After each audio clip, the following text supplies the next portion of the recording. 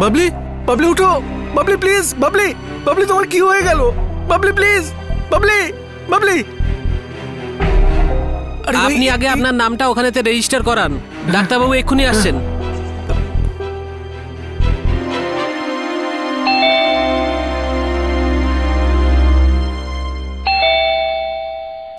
বাইরে কে? আমি মনীষ।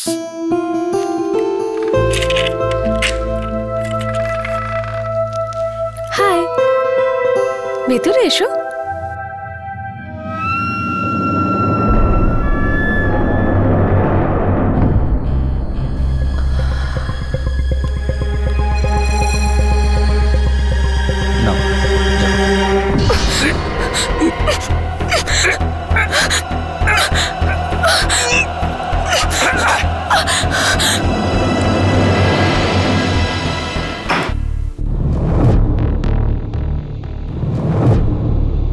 বাবলি যেটা ম্যাডাম, ডাক্তার কোথায়?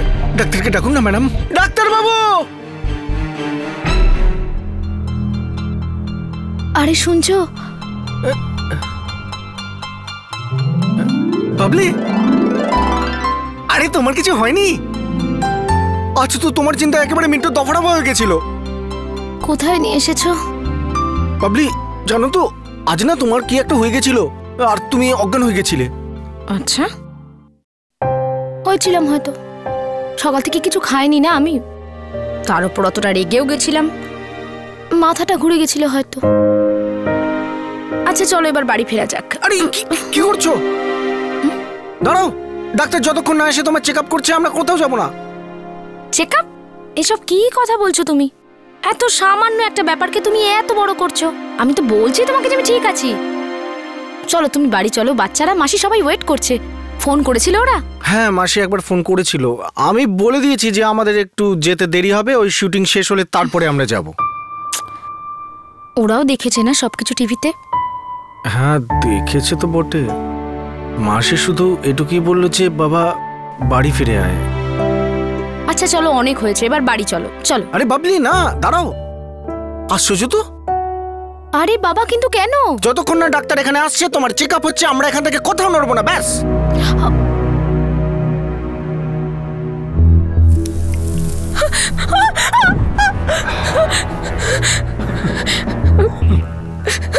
দেখতে পাচ্ছ?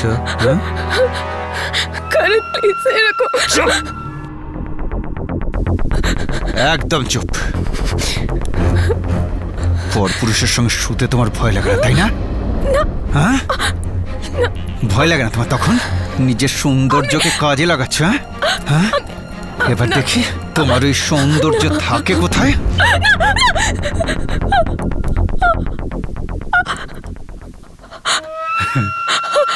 কারণ আমি এটা কিছু করিনি, প্লিজ আমাকে ছেড়ে দাও। ভালো করেই জানি তুমি কি করতে পারো, তুমি কি না করতে পারো। ভালোবাসা জেগেছে এই ছোকরাটা তোমার উপরে। হ্যাঁ, নতুন ব্যবসা শুরু করেছে না ও? একেবারে বরবাদ করে দেবো এই মজনুর বাচ্চাকে। কারণ প্লিজ, আমি তোমার কাছে হাত জোড় করছি, ওকে কিচ্ছু করো না। আমার ওপর অভিযোগ, তুমি যা বলবে আমি তাই করবো। আচ্ছা করবে? তাহলে তুমি একটা কাজ করো, এই শহর ছেড়ে তুমি চলে যাও। চিরদিনের জন্য এই শহর ছেড়ে তোমার ধানবাদে। এরপর তোমাকে যেন কোনোদিন আমি দেখতে না পাই, কোনোদিন কোনোভাবে। আর একটুও সময় নষ্ট না করে তুমি বিদেয় হয়ে যাও। তোমার মালপত্র সব গুছিয়ে নাও, বুঝলে? নইলে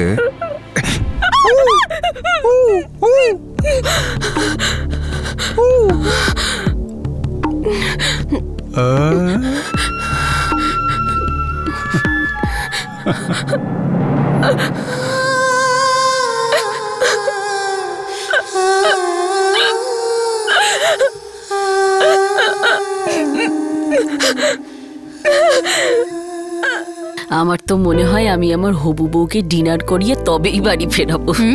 আচ্ছা, আর বন্ধুকে? বেয়ানকে।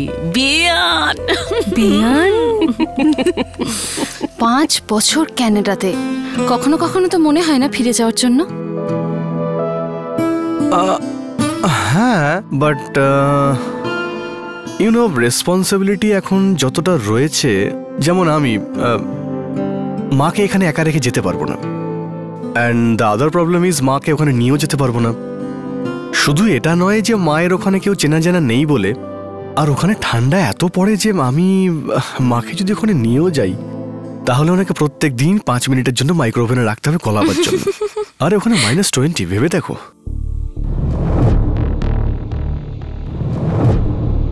গুড।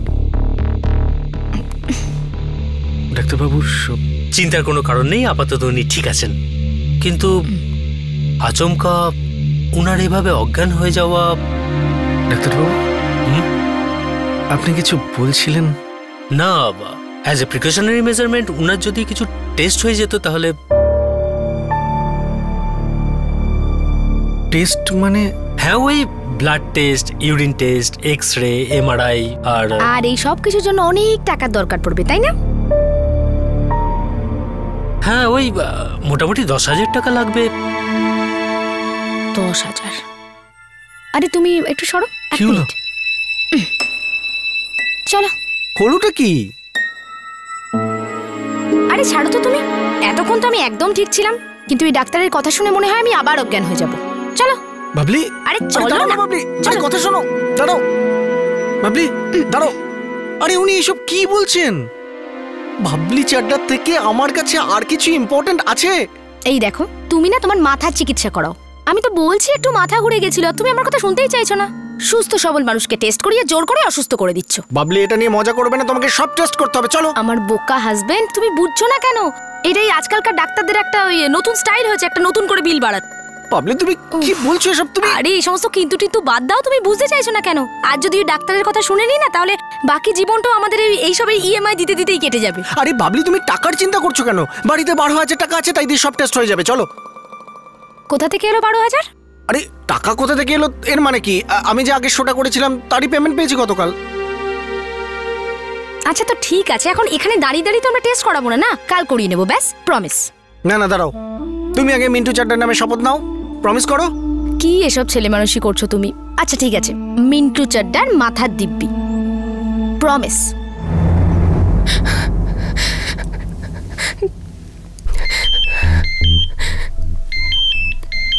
বিনয় প্লিজ ফোনটা ধরো।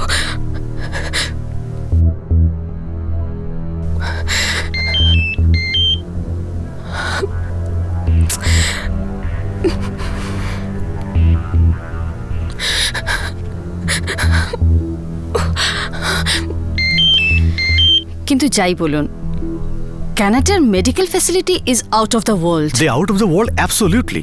আর শুধু কানাডাই বা কেন, ইউরোপ, আমেরিকা, কানাডাও।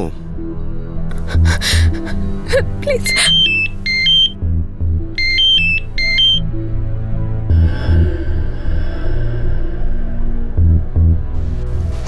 বিনয় প্লিজ ফোনটা ধরো প্লিজ।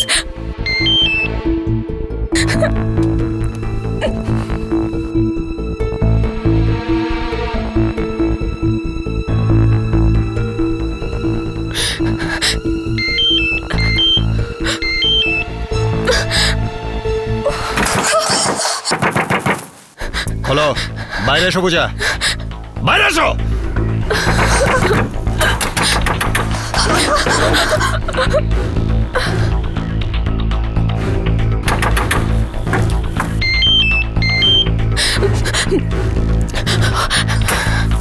দরজা খুলবে নাকি ভেঙে ভেতরে ঢুকবো?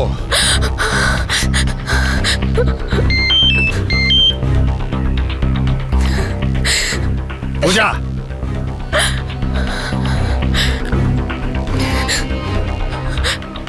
বাইরে এসো। ফোন নিয়ে তোমার ভেতরে যাওয়ার দরকার কি? হ্যাঁ, তোমাদের মতো ডাক্তারদের ওখানে গিয়ে প্র্যাকটিস করা উচিত, সেটাই ভালো হবে। I know. Excuse me. ও, তুমি এখানে, এন্ড ইউ নো তোমার ফোনে 5টা missed call. Thank you so much. অনেকবার বাজছিল ভেতরে।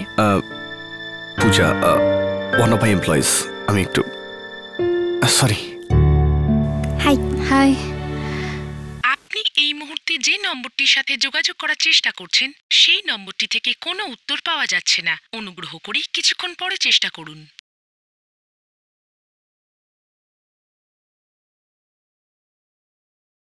বিনয়, আমি কাল থেকে কাজে আসতে পারবো না। আই এম সরি, আমাকে আর্জেন্টলি বাইরে যেতে হচ্ছে। আমি জানি না আদৌ বম্বেতে ফিরবো কিনা। আমি জানি তোমার ভীষণ খারাপ লাগবে। আই এম সরি, প্লিজ তুমি আমাকে বোঝার চেষ্টা করো। আসলে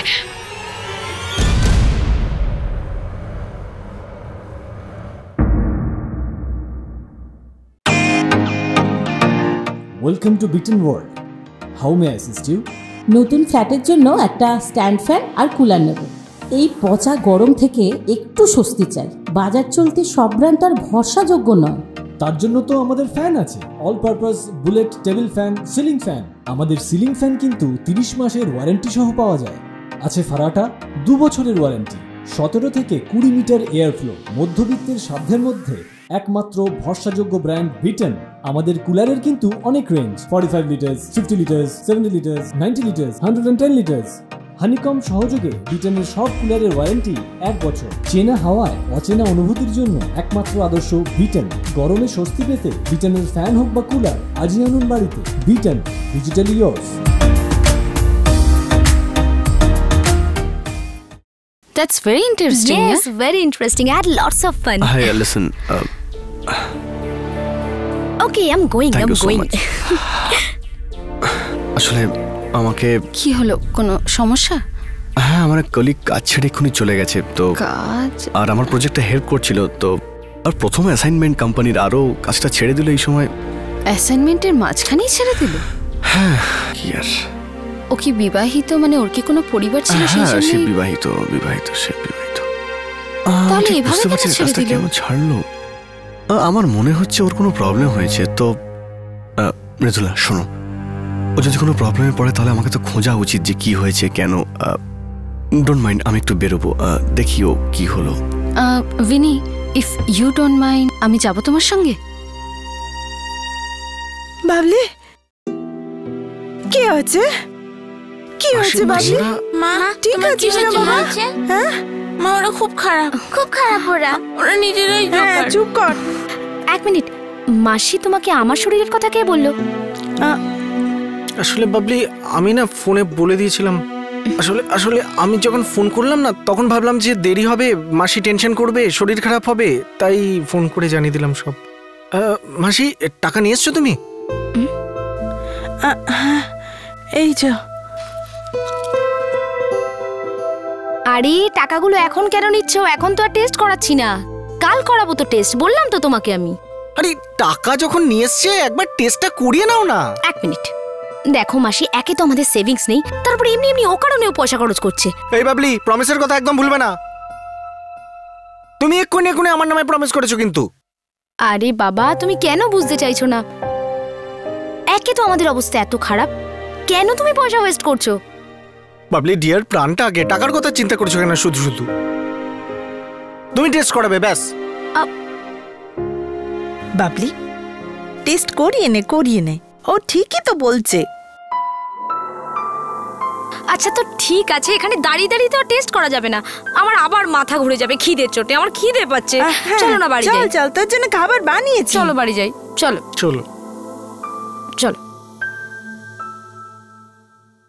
well done Pinky, thank you.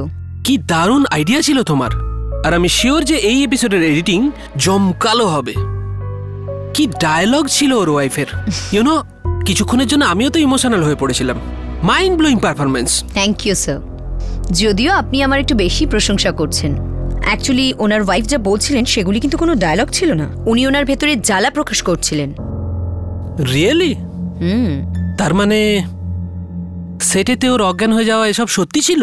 Exactly sir. No নাটক না, শুধু এইটুকুই জেনে নিন, এটা একটা পারফেক্ট মশলাদার রিয়েলিটি শো ছিল। ইউ নো হোয়াট, আমাদের ওদের শো থেকে যেতে দেওয়া উচিত নয়। কেন? কারণটা বলছি। এতক্ষণে সমস্ত অডিয়েন্সের সহানুভূতি ওদের সঙ্গে হয়ে গেছে, আর অডিয়েন্স যেটা ফিল করে সেটাই চলে। Can you just hold this for me? Hello sir. Hello Brinda, you are on the speaker phone. আচ্ছা আমাকে এটা বলো তো, পূজার সাথে অফিসে কোনো প্রবলেম হয়েছে কারো? প্রবলেম তো কিছুই ছিল না স্যার, কিন্তু হ্যাঁ স্যার, যখন আমি ওনাকে বললাম মিউনিসিপ্যাল ডিপার্টমেন্ট থেকে একজন এসেছিলেন, তো তখন উনি টেনসড হয়ে গেলেন।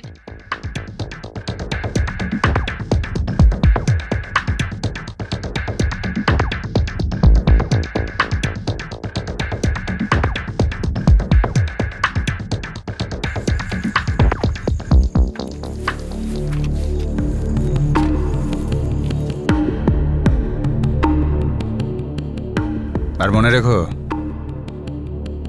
তোমার এই সুন্দর চেহারাটা ততদিনই সুন্দর থাকবে যতদিন তুমি চুপচাপ ধানবাদে থাকবে, বুঝেছ? চলো।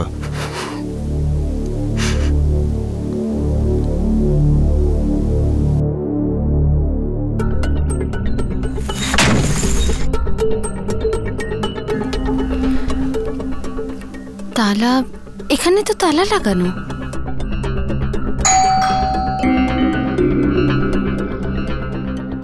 এই পাশে পূজা নামের একটা মেয়ে থাকে। এখানে তো পূজা নামের কেউ ছিল না। আঙ্কেল আমি বলছি। হ্যাঁ,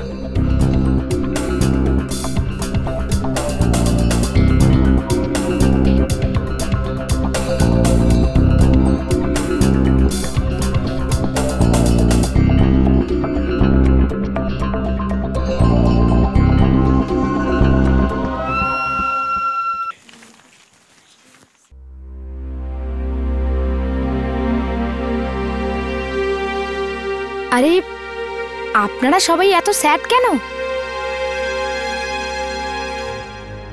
আমরা ডান্স শো থেকে এলিমিনেট হয়ে গেছি এই জন্য? আরে এটা তো একটা গেম শো, আউট হয়ে গেছি তো হয়ে গেছি। It's very simple. ওরা খারাপ নাচবে আর জাজেরা ওদেরকে ইনসাল্ট করবে, আর যত বেশি ওদের ইনসাল্ট হবে অডিয়েন্সের সিম্প্যাথি ওদের সাথে ততটাই বাড়তে থাকবে। ইউনো, এই সমস্ত দিয়ে লোকেদের কাঁদানো খুব সহজ হয়ে যায়। আমরা দুঃখিত নয় বাবলি, বরং আমরা গর্বিত তোমার জন্য আর মিন্টুর জন্য। যখন মিন্টুবাবু নাচ না জেনেও আপনার সঙ্গ দিলেন, আর যখন সকল দেশবাসীর সামনে মিন্টুবাবু অপমানিত হলেন, তখন আপনি মিন্টুবাবুর পাশে থেকে ওনার সঙ্গ দিলেন। আর আমাদের সবার কাছে আপনারাই জয়ী হয়েছেন।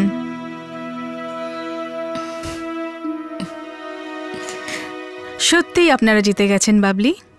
এটা একেবারে সত্যি কথা। ভগবান আমাদের সেটা দেয় না যা আমরা চাই, ভগবান আমাদের সেটা দেয় যেটা আমাদের দরকার। তুমি ওদের এই শোতে আবার ডাকো। আমি বুঝতে পারছি যে এত অপমানের পরেও কাজটা খুবই মুশকিল, কিন্তু মুশকিল জিনিসের দামটাও একটু বেশি হয়। যত টাকা চায় দাও ওদের, আর শোতে ডেকে পাঠাও। যত বেশি টিয়ার ততই বেশি টিআরপি।